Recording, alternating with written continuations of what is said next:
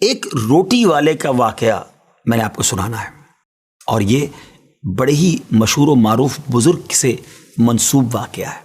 حضرت ابو بردہ رضی اللہ تعالیٰ عنہ راوی ہیں کہ حضرت ابو موسیٰ اشعری رضی اللہ تعالیٰ عنہ کی جب وفات کا وقت قریب آیا تو انہوں نے اپنے بیٹوں سے کہا کہ اے بیٹو، روٹی والے کو یاد رکھنا۔ پھر یہ واقعہ خود ہی بیان کیا کہ وہ روٹی والا کون تھا۔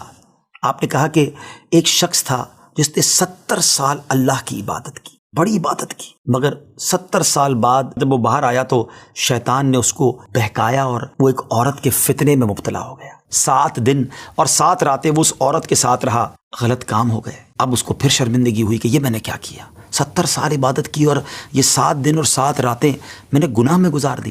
بڑا شرمندہ، بڑا نادم، قدم قدم پر سجدے کرتا جاتا، توبہ کرتا جاتا۔ اب چلتے چلتے چلتے ایک مسافر خانے میں پہنچا تو وہاں 12 مسکین لوگ پڑے ہوئے تھے، لیٹے ہوئے تھے۔ اس نے بھی جگہ بنائی اور ان کے درمیان جا کر خود بھی گر کر سو گئے۔ اب رات میں ایک شخص آیا جو ان کو کھانا دیا کرتا تھا، روٹی دیا کرتا تھا۔ ایک ایک کر کے 12 روٹیاں لے کر آیا تھا، اس کو پتا تھا یہاں 12 مسکین رہتے ہیں۔ ایک ایک کر کے سب کو روٹی دینے لگا۔ وہ شخص جو یہاں آ کر اچانک بیچ میں آ کر لیٹا تھا، اس کو بھی وہ مسکین سمجھا اور اس کو بھی روٹی دے دی۔ لیکن ظاہر ہے کہ اگر ترتیب سے روٹی دیتے دیتے آگے آئے تو آخری نمبر والے کو روٹی نہ ملی، کیونکہ یہ تو 13 ہو چکے تھے۔ تو بانٹنے والے سے اس مسکین نے کہا کہ تم نے آج مجھے روٹی کیوں نہیں دی؟ اس نے کہا میں نے تو سب کو ایک ایک روٹی دی، کسی کو 2 نہیں دی۔ کہا تم مجھے روٹی نہیں دے رہے ہو۔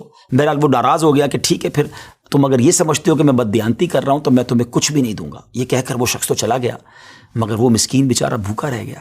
اب وہ شخص جس نے ابھی توبہ کی تھی، پہلے 70 سال کی عبادت بھی کی ہوئی تھی، اس کو خیال آیا کہ میری وجہ سے اس مسکین کو روٹی نہیں ملی ہے۔ بھوک اسے بھی بڑی تھی، مگر اس نے وہ روٹی اسے دے دی۔ شدید بھوک لگی ہوئی تھی، رات بھر بھوک میں تڑپتا رہا اور اسی بھوک کے عالم میں صبح اس کا انتقال ہو گیا۔ حضرت ابو موسیٰ اشعری رضی اللہ تعالیٰ عنہ فرماتے ہیں کہ جب یہ شخص اللہ کی بارگاہ میں پہنچا نا تو ایک پلڑے میں اس کی 70 سال کی عبادت رکھی گئی اور ایک پلڑے میں وہ 7 دن اور 7 رات کے گناہ رکھے گئے۔ تو فرمایا کہ وہ گناہ جو تھے وہ 70 سال کی عبادت سے آگے بڑھ گئے، یعنی اب اس کے لیے گویا حکم ہو سکتا تھا کہ وہ جہنم میں جائے، مگر ان 7 دن کے گناہوں کے سامنے وہ روٹی رکھی گئی، اور اس روٹی کی برکت سے، کیونکہ وہ اخلاص کے ساتھ ایثار کی گئی تھی، مسکین کی مدد کی گئی تھی، وہ 7 دن کے بڑے بڑے گناہ معاف کر دیے گئے اور وہ جنت میں چلا گیا۔ پھر آپ نے اپنے بچوں سے کہا بیٹا روٹی والے کو یاد رکھنا۔ ناظرین، یہ واقعہ واقعی دلوں کے تار چھیڑ دیتا ہے۔ 2 باتیں سیکھنی ہیں کہ بعض اوقات کچھ لوگ کہتے ہیں یار میں نہیں بہک سکتا، میں تو بڑے اچھے ماحول میں ہوں۔ نہیں جناب، شیطان نے بڑوں بڑوں کو بہکا دیا ہے۔ ہمیں اپنی صحبتیں اچھی کرنی ہوں گی، اللہ کریم سے شیطان کے مقابلے میں پناہ مانگنی ہوگی اور اپنے آپ سے ڈرتے رہنا ہوگا کہ نہیں میں بھی گناہوں میں مبتلا ہو سکتا ہوں، مجھ سے بھی کوئی بڑا گناہ کہیں نہ ہو جائے۔ توبہ کرتے رہیں، ڈرتے رہیں، خوف رکھیں اور اچھی صحبت اپنائیں۔